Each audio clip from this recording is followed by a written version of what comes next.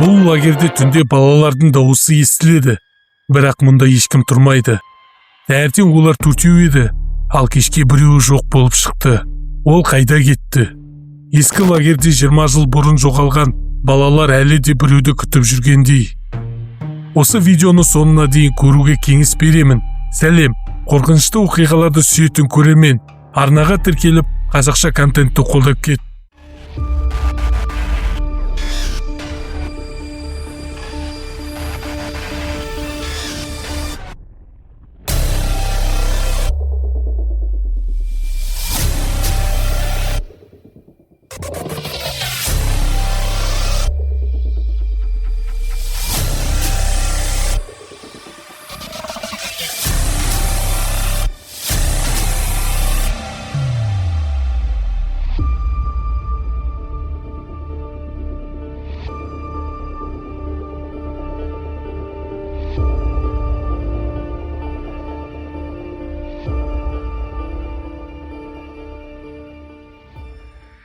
Жаздың ортасы еді. Арман, Дамир, Әлібек және Айдана қала сыртындағы тауда орналасқан Самал атты ескі лагерге келді. Бұл лагер бұрын балаларға арналған демалыс орны болған, бірақ соңғы жылдары ешкім бармайтын. Лагердің кіреберісінде тот басқан темір қақпа сықырлап ашылды. Қабырғалардағы жазулар өшкен, терезелердің әйнектері сынған. Ауада біртүрлі салқындық бар. Бұл жер жабық емес пе? Деді Айдана сыбырлап. Қорықпа, жай ескі лагер ғой, деді Арман, бірақ өзі де мазасыз еді. Кешке қарай олар лагерді аралап жүріп, ең шеткі корпусты байқады. Есігінде үлкен әріптермен кіруге болмайды деп жазылған. Міне нағыз қызық осы жерде, деді Дамир. Есікті ашқанда іштен суық ауа соқты. Қабырғаларда балалардың суреті салынған, бірақ беттері сызып тасталған. Бір бөлмеде ескі күнделік жатты. Арман оны ашты. Соңғы бетінде бір ғана сөйлем бар еді. Түнде дауыстарға ермеңдер. Түн ортасы, барлығы өз бөлмелерінде ұйықтауға тырысты. Кенет лагер ішінде балалардың күлкісіне ұқсас дыбыс естілді.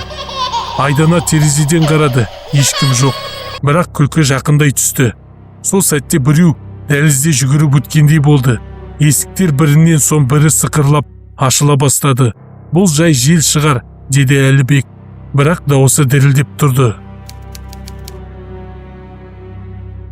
Таңертең Дамир жоқ болып шықты. Оның төсегі бос, телефоны жерде жатыр. Экранда бір ғана жазба бар еді. Олар мені шақырып жатыр. Балалар лагерді іздеп шықты. Орман жақтан аяқ дыбыстары естілді. Арман сол жаққа барғанда ағашқа қашалып салынған белгіні көрді. 4 сызық, біреу сызылған. Біз енді үшеуміз ғана, деді Айдана жылап. Ескі архив бөлмесінен олар бір құжатты тапты. Онда осы лагерде 20 жыл бұрын өрт болғаны, бірнеше баланың жоғалып кеткені жазылған. Куәгерлердің айтуынша, түнде балалар дауыстар естіп, орманға кеткен, ешқайсысы қайтып оралмаған. Соңғы жол, лагер әлі де оларды күтеді. Кешке қарай дауыс қайта шықты. Бұл жолы ол анық естілді. Бізбен ойна. Орманнан қараңғылық қозғалып, лагерге қарай жақындады. Бұл адам емес, бірақ тірі сияқты. Балалар жүгірді. Қақпаға жеткенде қақпа өзі жабылып қалды. Сол сәтте Дамирдің дауысы естілді. Кетпеңдер. Арман көзін жұмып, қақпаны бар күшімен итерді. Олар аман қалды. Таңертең полиция келіп, лагерді тексерді.